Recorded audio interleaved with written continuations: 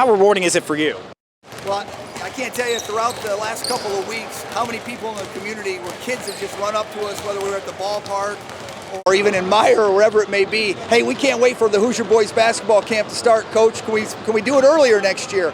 So it's just been awesome. Anytime we can involve the community here at Trine University and all the great facilities and the resources we have, it's just a tremendous experience. And we don't win a national championship without this camp and the support we get behind it. It's our biggest fundraiser of the year. It allows us to give a first-class experience to our student athletes and provides us with a home court atmosphere. We're recruiting fans too. So it's just a great experience for our players to teach our values to these young kids and to have these young kids involved in everything that Trine stands for. Now, not only is this a busy week for you guys at Angola, but you're going to be flying out to D.C. in less than 24 hours, getting recognized by the White House. For you guys to get that type of national recognition, just how heartwarming is that for you?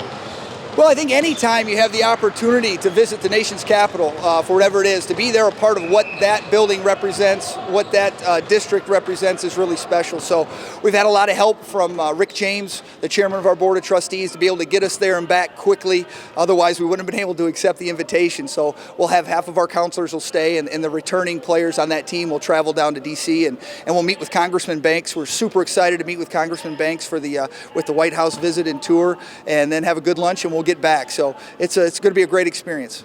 So now that we're, a few months away, or a few months removed from winning that national championship, the fact that you got to do it in Northeast Indiana, in Angola, and in Fort Wayne, when you have a chance to look back on what this team accomplished, just what do you take the most pride in with that group of guys? Our entire community. I think, when you look at this camp, we have a record number of kids here at camp this year, over 160.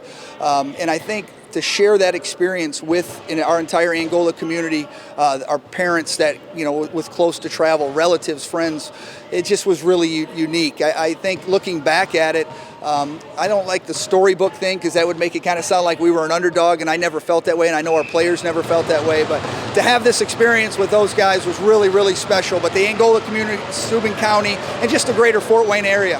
Now you lose a couple of guys from last year's team, but you have a good bunch of guys of that core group. You're bringing in some transfers as well. What are you most excited about with this team as it's coming together and gearing up for next season? Well, our returning guys have worked so hard, so our roles will change.